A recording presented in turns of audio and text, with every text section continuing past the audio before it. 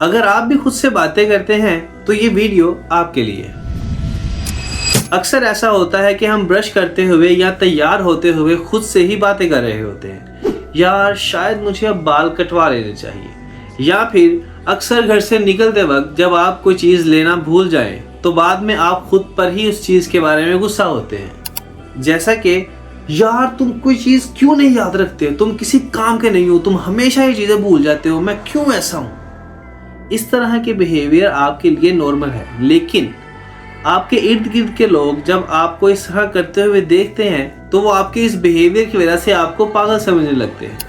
लेकिन psychological research इस बात को साबित कर चुकी है कि सेल्फ टॉक 100% नॉर्मल बिहेवियर है और हम सब अपने दिन के किसी न किसी हिस्से के अंदर सेल्फ टॉक ज़रूर करते हैं। लेकिन यहाँ सोचने की बात यह है कि हम ऐसा करते क्यों हैं और हमारे अल्फाज का हमारे ऊपर क्या असर है।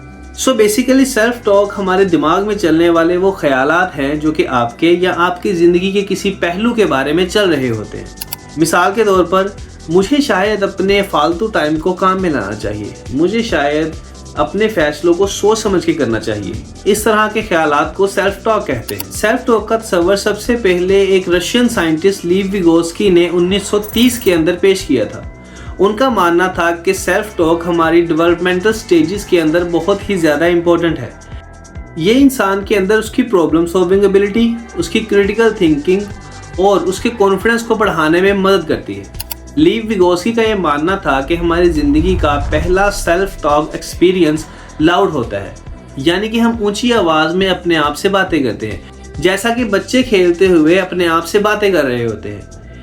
इसका मतलब ये हुआ कि हमारा पहला सेल्फ टॉक एक्सपीरियंस बचपन में होता है, लेकिन वक्त गुजरने के साथ साथ, एज के बढ़ने के साथ साथ ये साइलेंट होता जाता है। इंसान अपने अंदर ही अपने आप से बातें करना शुरू कर देता है।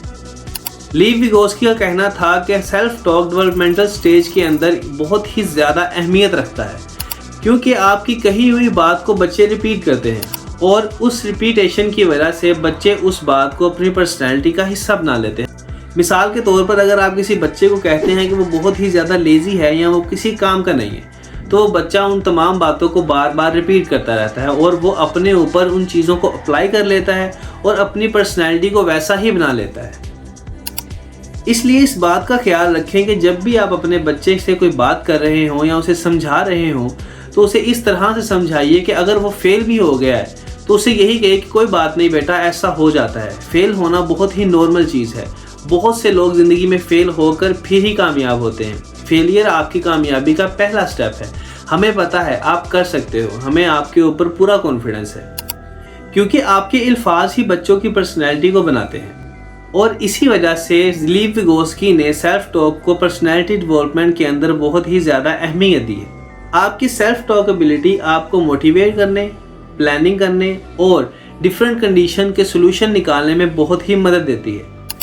लेकिन साइंटिस्ट अभी तक इस बात को नहीं समझ सके कि कुछ लोग दूसरे लोगों से ज़्यादा सेल्फ टॉक क्यों करते हैं या हमारे दिमाग का कौन सा हिस्सा सेल्फ टॉक का जिम्मेदार है। बेसिकली सेल्फ टॉक दो तरह की होती है, एक पॉजिटिव और एक नेगेटिव।